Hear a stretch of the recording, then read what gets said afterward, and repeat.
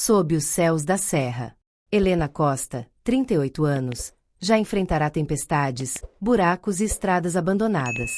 Mas nada preparou para aquela madrugada fria na BR-382, entre Minas e São Paulo. Ela dirigia seu caminhão Volvo FH 460 branco perolado, transportando equipamentos médicos urgentes de Uberlândia a Campinas. O percurso deveria ser tranquilo, entregaria tudo ao anoitecer. Porém, o destino traçava outro roteiro. GPS sem sinal de novo. Murmurou, frustrada. A neblina tomou a pista e o velocímetro tremeu. Foi quando uma carreta que vinha atrás fez sinal para encostar. Helena cumpriu, parou o caminhão no acostamento e acendeu os faróis de alerta. Vai ficar tudo bem, repetia, tentando acalmar o coração acelerado. Um primeiro sinal de perigo. O rádio chiou baixinho, ecoou uma palavra: ajuda. Ela piscou. Estava sozinha.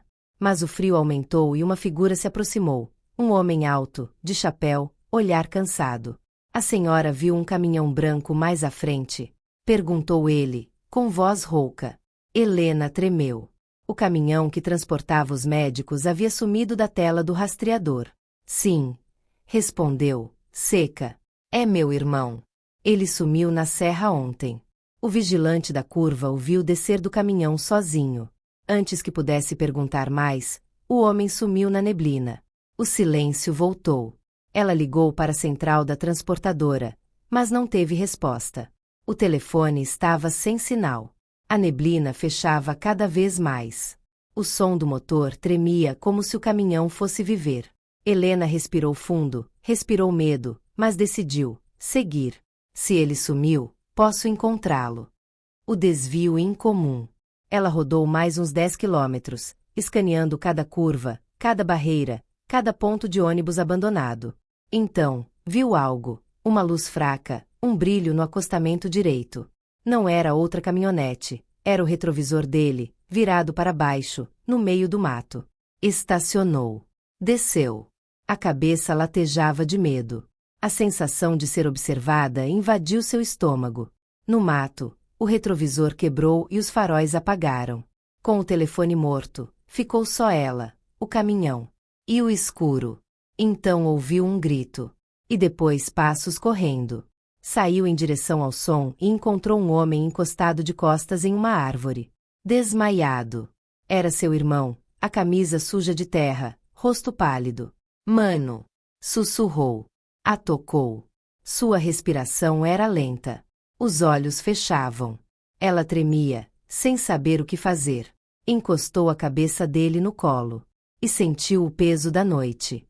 O desespero do resgate. Tentou ligar novamente. Sem sinal. Pegou o rádio, apertou o botão laranja de emergência. Nenhum chiado. De repente, lágrimas escorreram. E ela entendeu que não seria salva por tecnologia. Abriu o botão vermelho do painel. Um rádio reserva. Estava funcionando. Ninguém respondeu. PRF. PRF. Socorro urgente na curva do quilômetro 74. BR-382. Caminhoneira e irmão inconsciente. Falou com voz trêmula, o rádio falhando. Silêncio. Olhar fixo para o retrovisor quebrado. Suspeita. Alguém ou alguma coisa causará tudo aquilo. Ela sabia, não era acidente comum. A noite que trouxe luz. Helena pegou o casaco do irmão e colocou. O vento cortava. O ar estava denso, pesado. Sentiu vontade de desistir. Jogar o rádio fora. Correr para a cabine e dormir tudo. Mas uma luz vermelha piscou no horizonte, como farol de socorro. Um caminhão recém-chegado parou ao lado do seu. Do alto do outro veículo, uma voz feminina. Cheguei a tempo. Ele está mal. Precisa de calor. Era Clarice, outra caminhoneira que passará por ali horas antes e havia sentido algo errado. Viu o caminhão branco parado, desligado, e resolveu parar. Traz o casaco para ele. Tô com água quente e cobertores. Conversaram em sussurros enquanto Clarice acendia uma lanterna e enchia garrafas térmicas. Fez etc.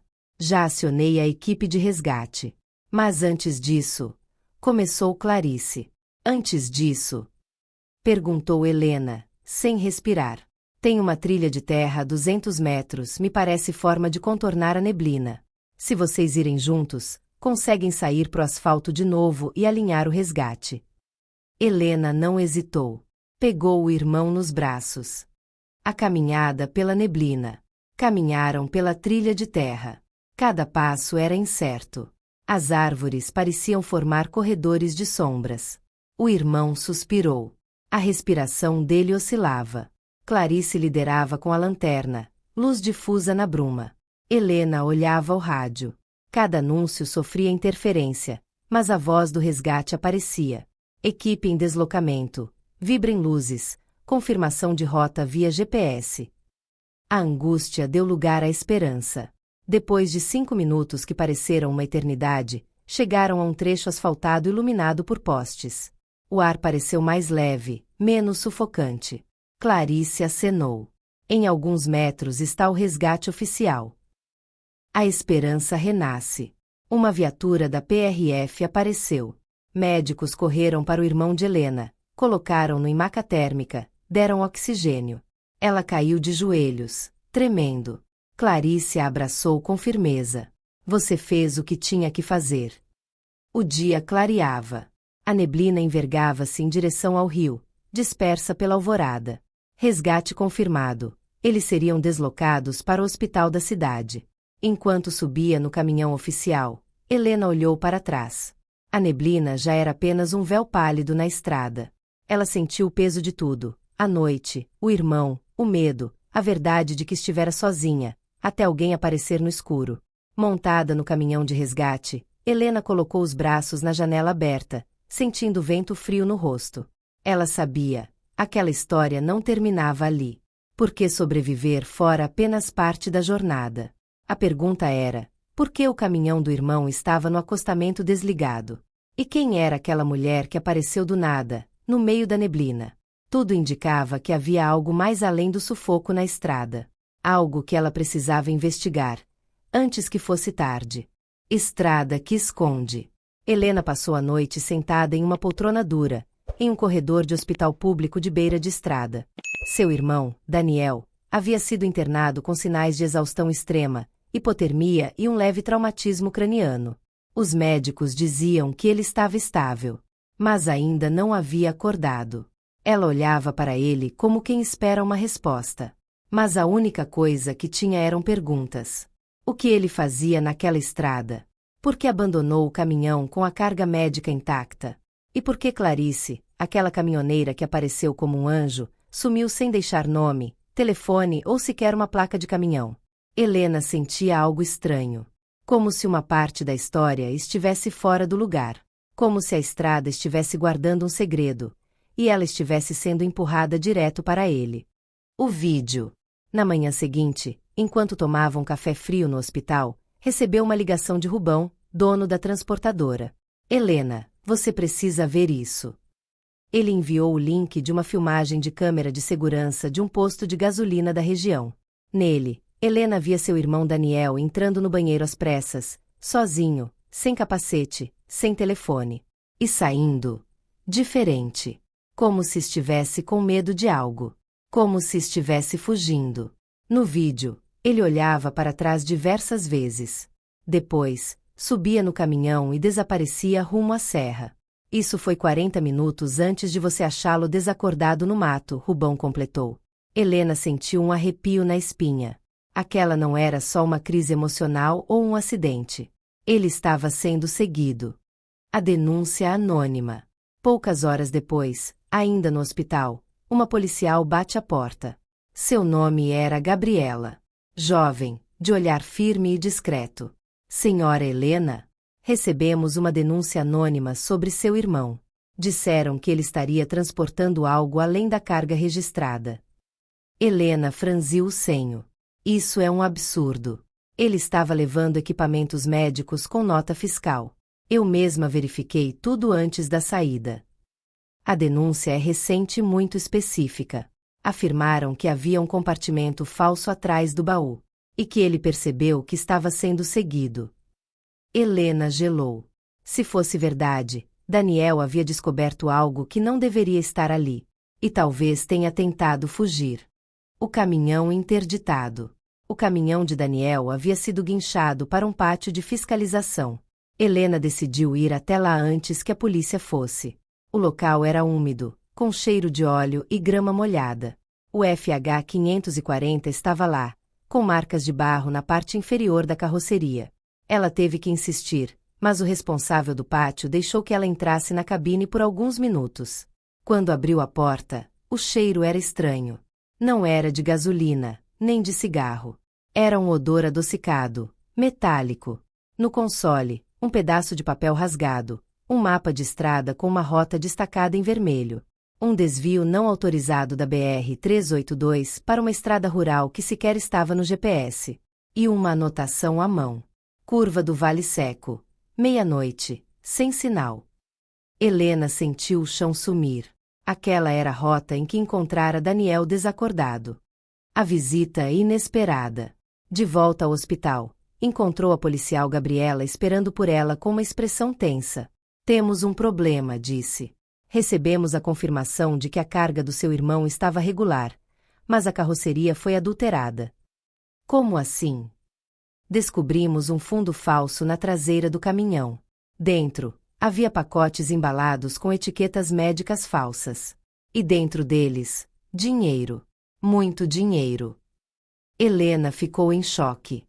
Isso não faz sentido. Ele não faria isso. Talvez não de propósito. Mas alguém usou o caminhão dele. E se ele descobriu, pode ter sido atacado. A policial hesitou por um instante, então completou. Helena, você tem ideia de quem poderia querer silenciar o seu irmão? Ela pensou em Clarice. Aquela que surgiu do nada e desapareceu sem vestígios. Aquela que conhecia aquela estrada mais do que parecia. Uma pista esquecida. De madrugada, sozinha, Helena voltou à cabine do seu próprio caminhão, que ainda estava parado em frente ao hospital. Precisava pensar. Então se lembrou de algo que havia esquecido completamente: a câmera de ré. Ela checou os registros. A filmagem era automática e capturava todo o entorno enquanto o caminhão estava em funcionamento. E ali estava. Um vídeo da noite do incidente. Às 2h43 da manhã, uma silhueta caminhava até o caminhão do Daniel. Abaixava-se e parecia manipular algo na traseira. A qualidade era ruim, mas dava para ver claramente. Era uma mulher. Ela usava jaqueta escura, calça jeans e botas. Cabelo preso. O mesmo porte. Clarice. Só que Clarice nunca disse que conhecia Daniel. E nunca explicou como sabia da trilha na neblina. Ela surgiu como uma salvadora, mas talvez fosse parte da armadilha. O sumiço. No dia seguinte, Daniel acordou. Mas não dizia coisa com coisa. Estava confuso, com lacunas na memória. Alguém mexeu no caminhão. Eu vi, tentei avisar, alguém me seguiu. Helena tentava acalmá-lo. Mas ele tremia. Como se a simples lembrança fosse perigosa demais.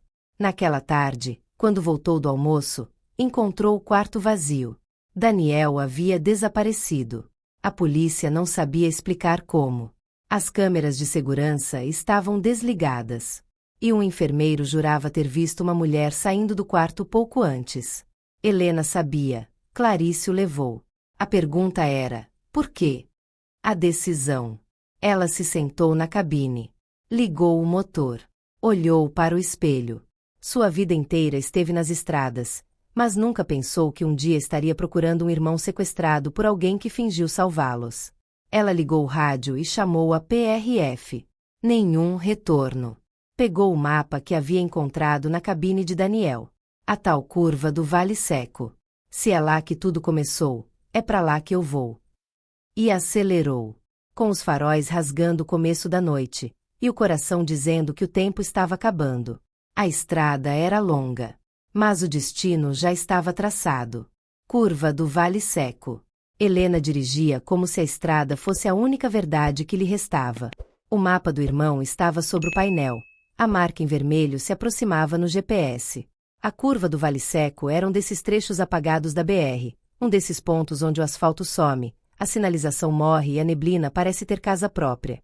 Era fim de tarde, o céu se tingia de um laranja queimado, e a sensação de que algo estava prestes a acontecer se pendurava no peito de Helena como um presságio.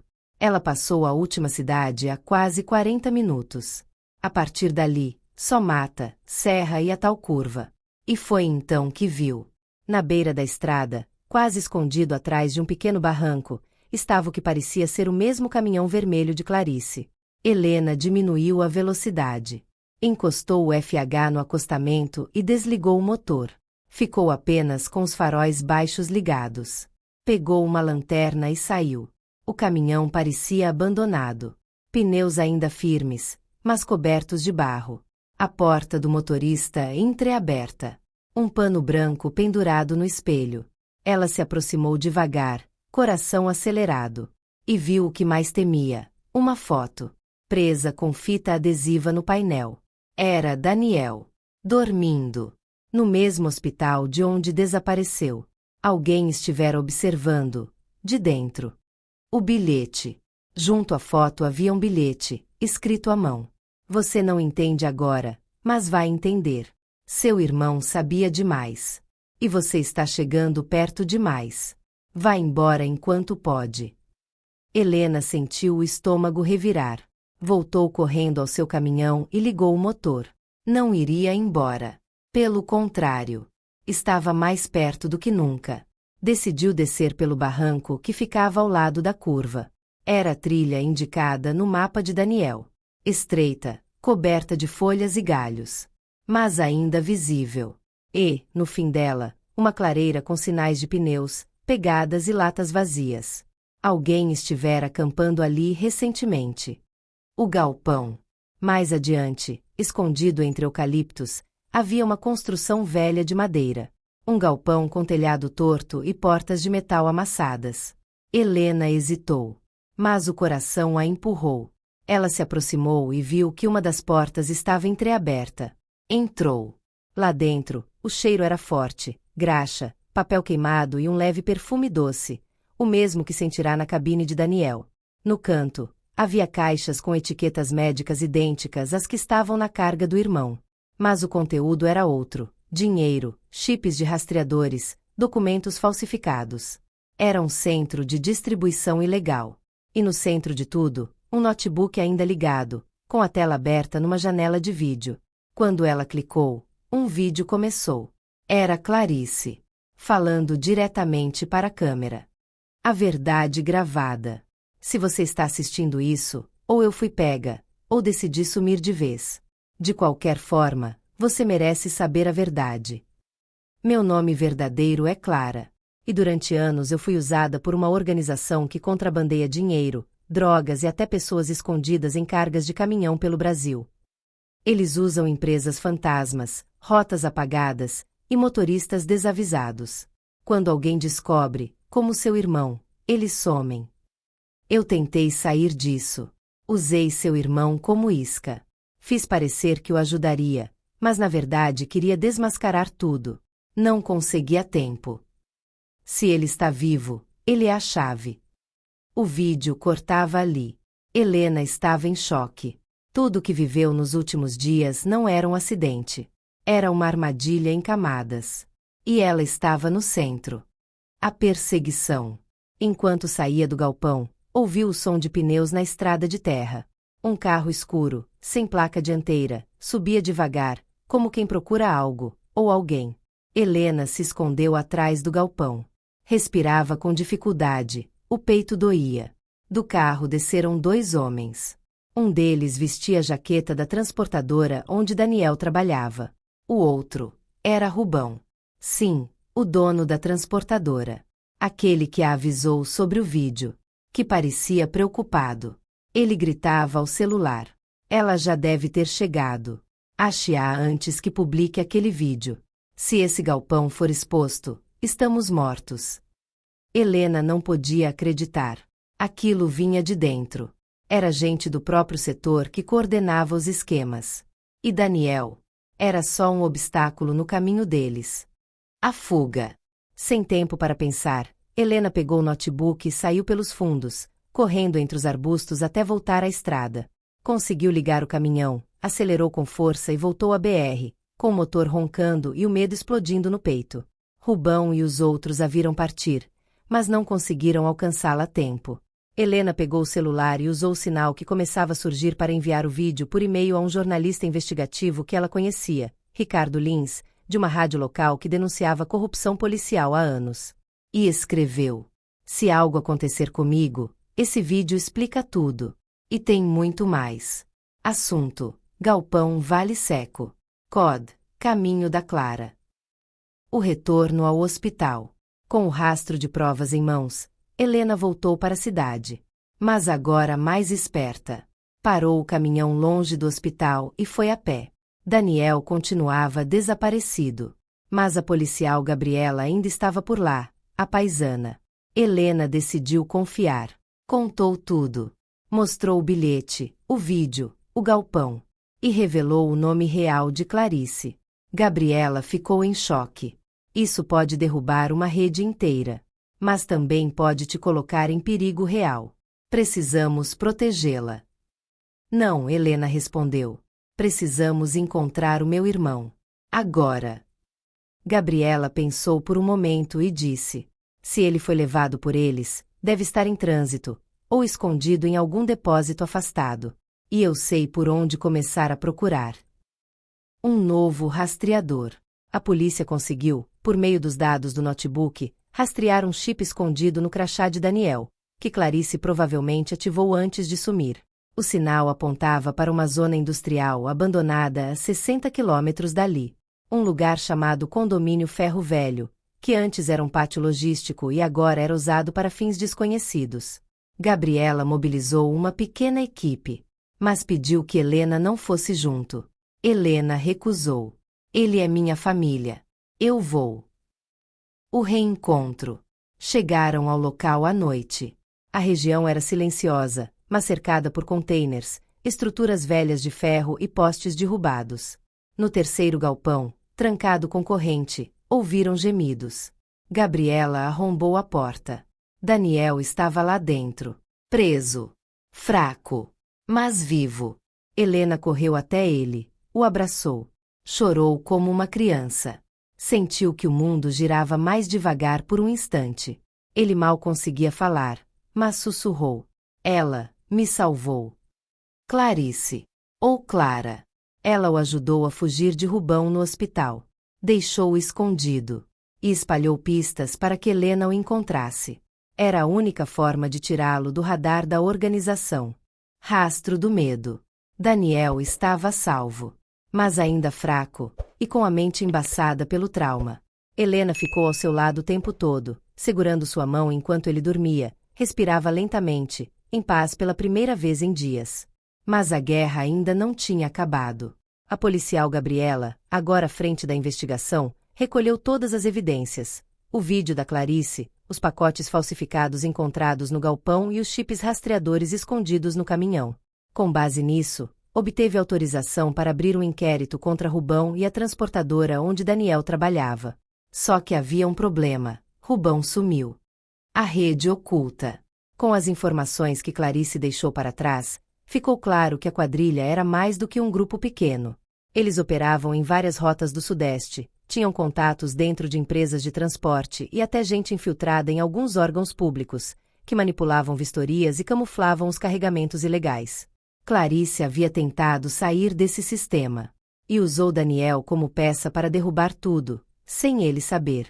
Ela forjou o problema no caminhão, atraiu Helena, deixou pistas, gravou confissões.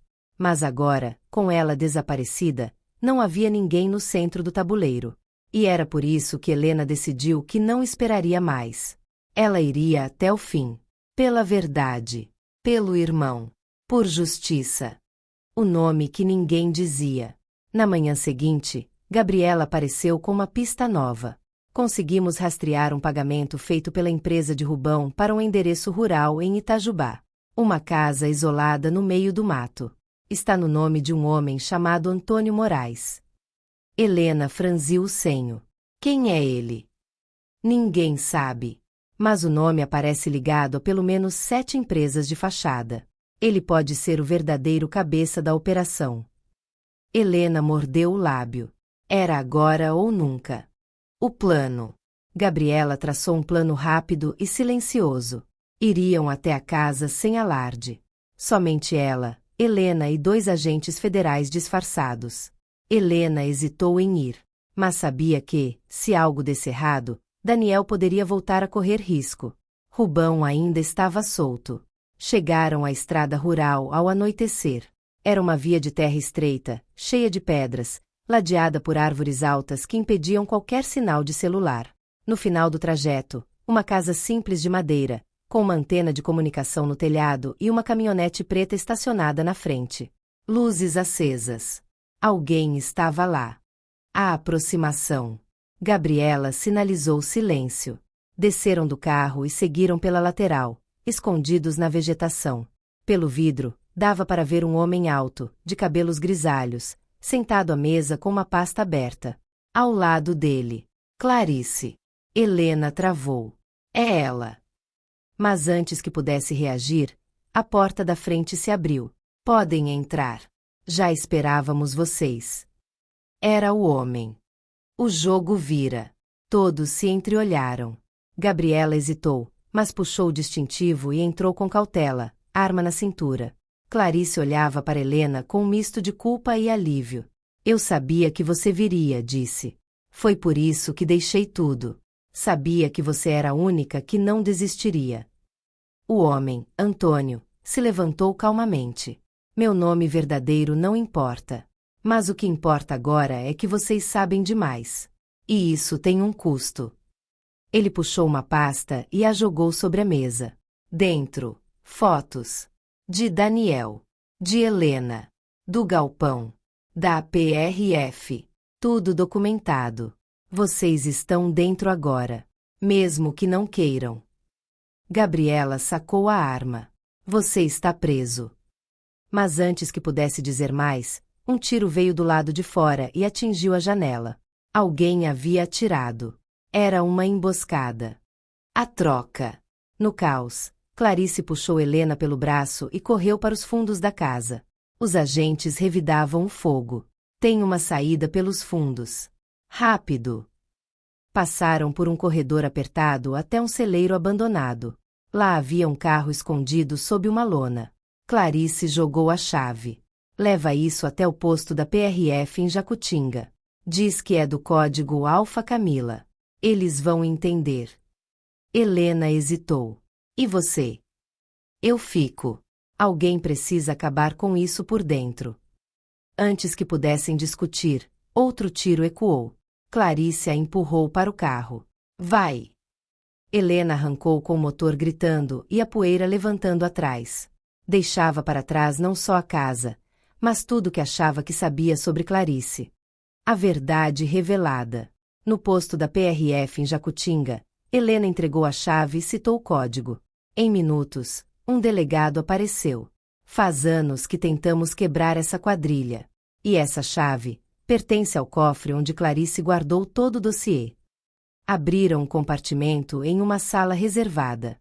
Dentro, estavam dezenas de pendrives, contratos falsificados, vídeos de transporte ilegal, documentos internos da transportadora e até gravações de Rubão conversando com políticos e empresários. Era o suficiente para prender meia dúzia de criminosos e encerrar anos de impunidade. Clarice tinha feito o impossível e confiara tudo a Helena. A queda. Com os documentos em mãos, a Polícia Federal iniciou uma operação de varredura em 5 estados. Rubão foi preso tentando atravessar a fronteira com identidade falsa. Antônio Moraes desapareceu por dias, mas acabou capturado em uma fazenda no Mato Grosso. A operação foi destaque nos jornais, rádios e TV. Daniel, agora recuperado, foi inocentado de qualquer envolvimento e convidado a depor como testemunha-chave no caso. Mas Clarice havia sumido. O reencontro final. Meses depois, Helena voltou a rodar. Dessa vez, sem medo. Ela e Daniel abriram uma nova transportadora, pequena, limpa, com foco em integridade e rastreio total de carga.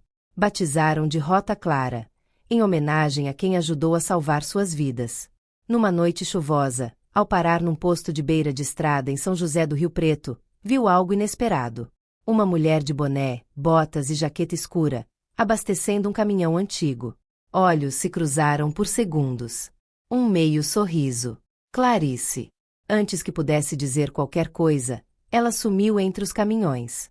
Mas Helena sabia, algumas pessoas nasceram para andar entre sombras e abrir caminhos para os outros verem a luz. A rota clara.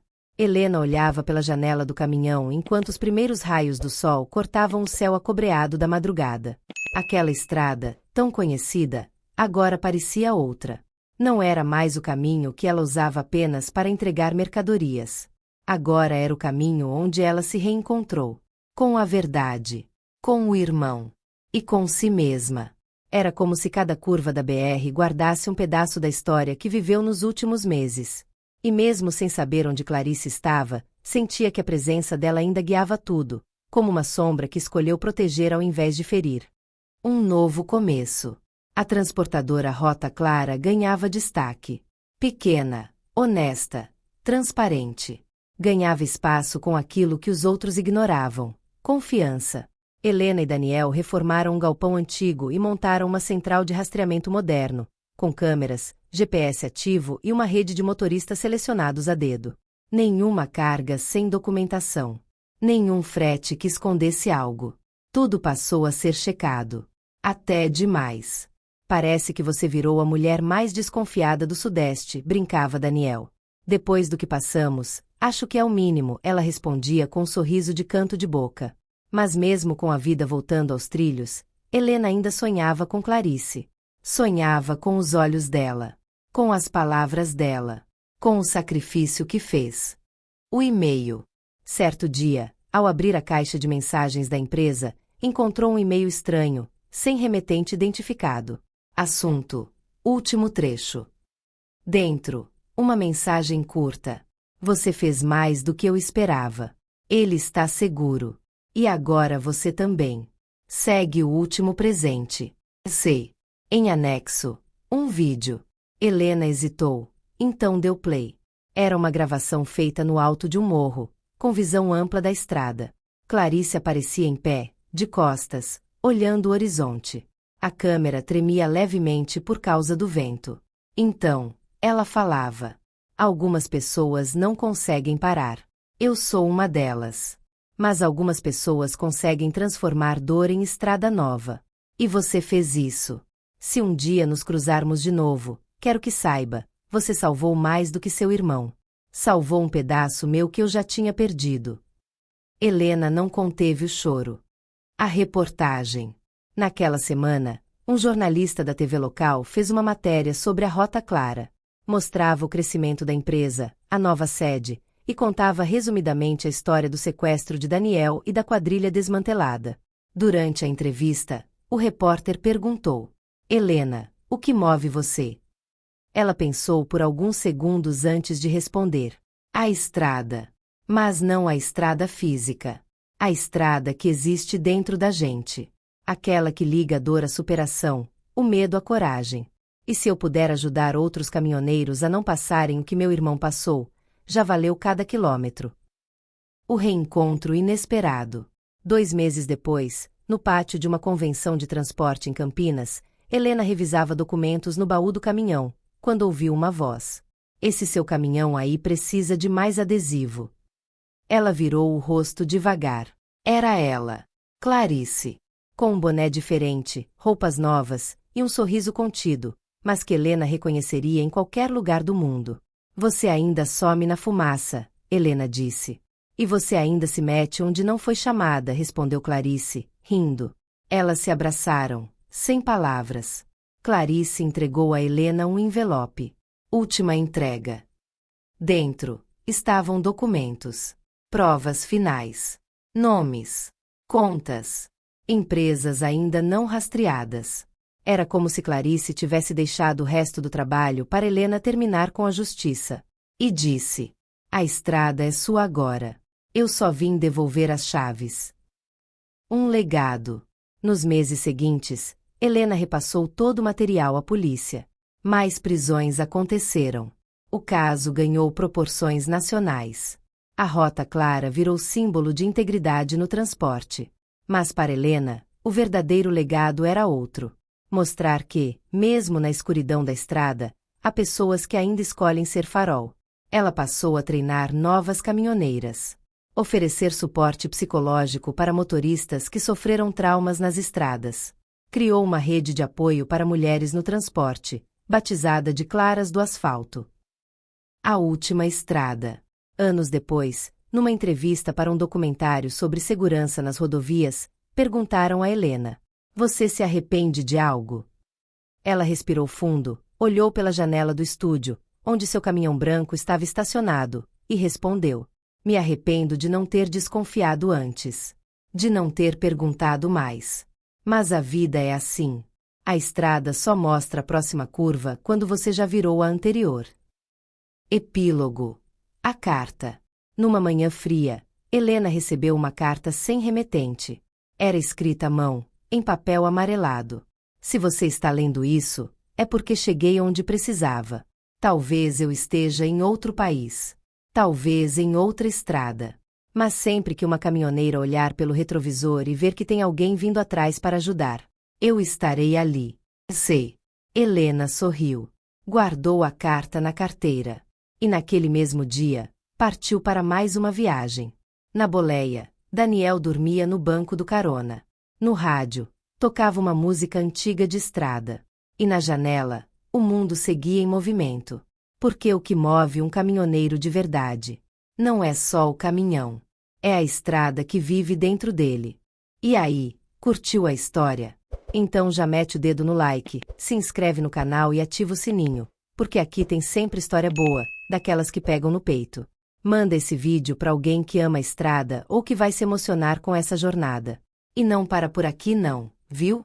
Clica aí no vídeo do lado e continua com a gente nessa estrada de histórias de vida.